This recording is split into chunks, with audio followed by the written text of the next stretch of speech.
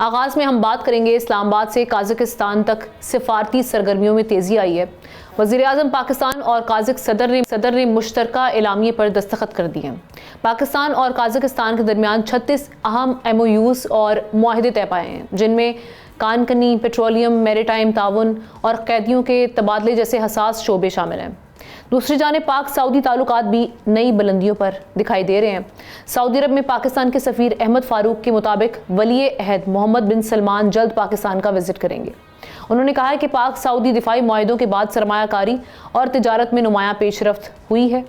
अब एक तो ये हम देख रहे हैं कि कज़ाकिस्तान कितनी पोटेंशल है, जिन जगहों पर हमने, जिन सेक्टर्स में हमने MOU साइन किए हैं, क्या इनको अमली जामा पहनाया जा सकेगा, क्या चैलेंजेस हैं, और इसके साथ साथ सऊदी वली अहद के विज़िट के हवाले से ख़बरों में किस हद तक सदाकत है, क्या एजेंडा होगा, इस पर बात करने के लिए एहतशामुल हक साहब सीनियर एनालिस्ट हमारे साथ मौजूद हैं। एहतशाम साहब, थैंक यू सो मच।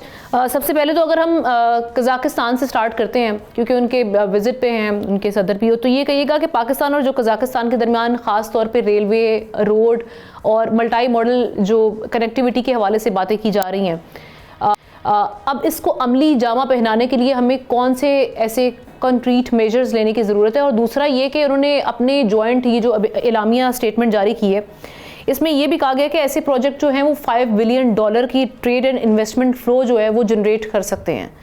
ये कितना रियलिस्टिक आप समझते हैं? देखिए, हम ना आपको याद है कि 1991 में जब सोवियत यूनियन टूटने के बाद जो है ना वो 6 ममालिक जो है ना वो आज़ाद हुए थे सेंट्रल एशिया के। वैसे तो तकरीबन 15 मुल्क निकले थे वहाँ से, लेकिन ये ख़ास तौर पे 6 ममालिक इस्लामी मुल्क हैं और में कज़ाकिस्तान सबसे बड़ा मुल्क है।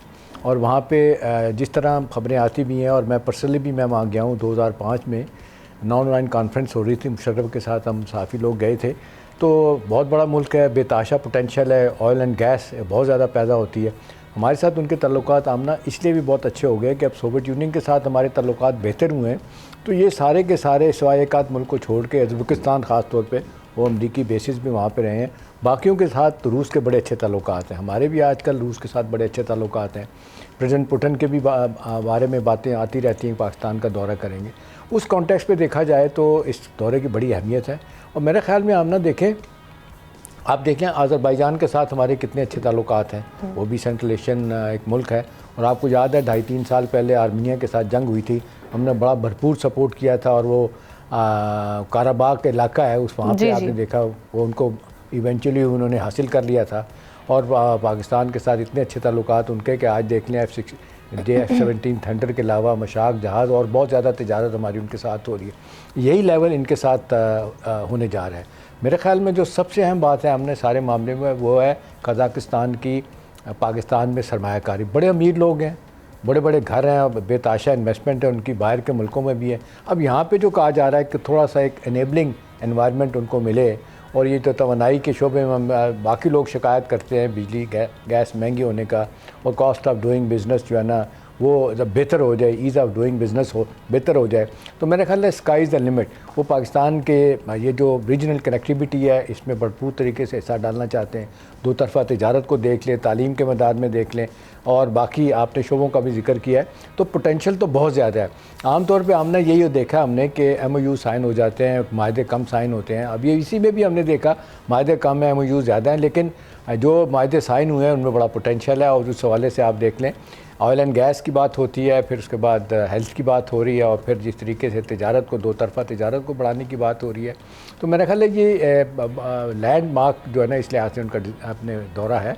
और जिस तरीके से ख़बरें आई हैं और अंदर से भी इतलात आ रही हैं कि वो अपने कज़ाक प्रेसिडेंट जो है ना अपने इन्वेस्टर को जो है ना वो इनकरेज करेंगे कि पाकिस्तान में आए, इन्वेस्ट करें।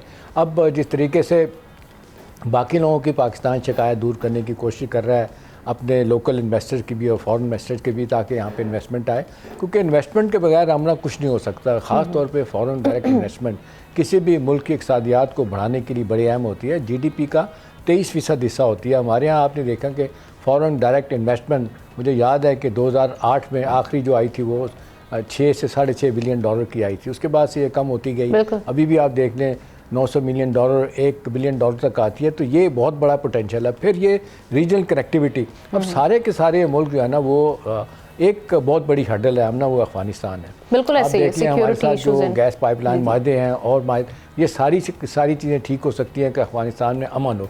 लेकिन अदरवाइज़ बाकी रास्तों से जो है ना हम तजारत करने के लिए तैयार हैं। और जिस तरीके से कज़ाक प्रेसिडेंट ने बातें की हैं, तो मुझे तो बड़ा स्कोप लगता है कि ये जो दोनों मुल्कों के दरमियान तजारत बढ़ेगी और पीपल टू पीपल कोऑपरेशन को भी बढ़ाने की बात हो रही है, सकाफ़ती मेले लगाने और एक दूसरे मुल्क में जाने की बात है। वीज़ा रिस्ट्रिक्शन जो है ना वो मज़ीद कम होने की उम्मीद है, वैसे तो इतनी ज़्यादा नहीं है और लोग वहाँ जाते भी हैं। एक ज़माने में तो बहुत सस्ता था, लेकिन अब ज़ाहिर है डॉलर महंगा है तो सारी चीज़ें महंगी हो गई हैं।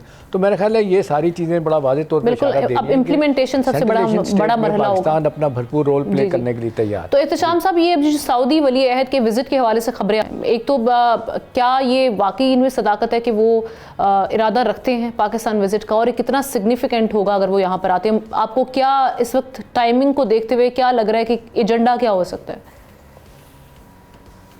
देखिए, हम ना अब जिस तरीके से पाकिस्तान और सऊदी अरब के ताल्लुकात में बेहतरी आई है, आपने देखा दोनों मुल्कों के दरमियान डिफेंस का जो माहिदा दूरस नताए जो कॉन्सिक्वेंसेस हमारे लिए भी है, बाहर के ममालिक के लिए भी हैं और अच्छे जिसको कहते हैं कॉन्सिक्वेंसेस हैं। और जिस तरीके से उनकी इन्वेस्टमेंट पाकिस्तान में अभी देखें $2 बिलियन रोल ओवर उन्होंने फिर कर दिया है। फिर आप देख लें डेफर्ड पेमेंट में 1 साल के लिए मज़ीद वो तेल देने के लिए तैयार हैं पाकिस्तान को। तो इस वक्त तो सूरत हाल बहुत ही जिसको कहते हैं विन विन सिचुएशन है।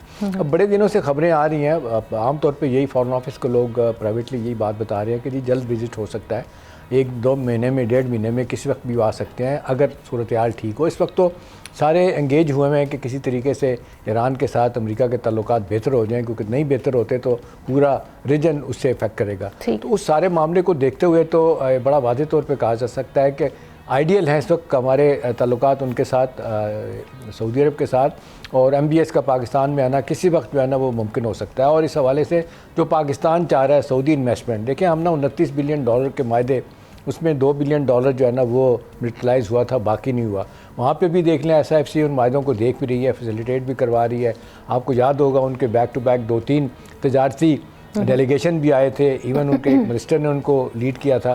तो सऊदी अरब तो जो चाहता है कि पाकिस्तान के साथ तजारती तल्लुकात, दिफाई तल्लुकात और वीज़ा के मामलात की बेहतर करना। और फिर एक बात जो अच्छी लग रही है मुझे वो ये है कि सऊदी अरब अब इनकरेज कर रहा है कि पाकिस्तान से स्किल्ड और नॉन स्किल्ड जो है लेबर है वो पाकिस्तान से ली जाए। अब यहाँ पे अब देखना है कि कितना इस पोटेंशियल को एक्सप्लोर करके हम ये अपॉर्चुनिटी लेते हैं।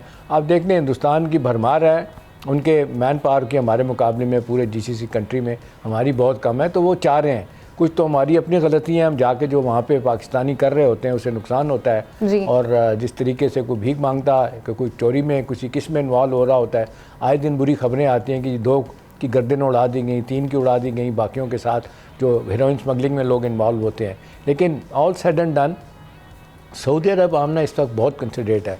वो चाहता है कि हमारे ताल्लुकात उनके साथ बहुत अच्छे हों, और ख़ास तौर पे प्राइम मिनिस्टर की और फील्ड मार्शल आसिफ मुनीर की जो सिनर्जी MBS के साथ बनी है, उसके साथ साथ आप देख लें प्रेसिडेंट ट्रंप भी जिस तरह ऑन बोर्ड हैं इस हवाले से, मिडल ईस्ट के मामलात देखने हों, ईरान के साथ मामलात देखने हो, तो पाकिस्तान और सऊदी अरब को बहुत अहमियत हासिल है। टर्की का भी ये बड़ा इंपॉर्टेंट इस हवाले से रोल हो गया। तो मुझे लगता है कि आने वाले दिनों में हमारे सऊदियों के साथ ताल्लुकात बहुत बेहतर होंगे। पाकिस्तान उनको मुसलसल एक बात कर रहा है कि जी इन्वेस्टमेंट की ज़रूरत है, पाकिस्तान में आप ज़्यादा से ज़्यादा पैसा पार्क करें। आप देखें इंटरेस्ट तो हम दे रहे हैं, ऐसे मुफ्त में तो आमना कोई नहीं कर रहा होता।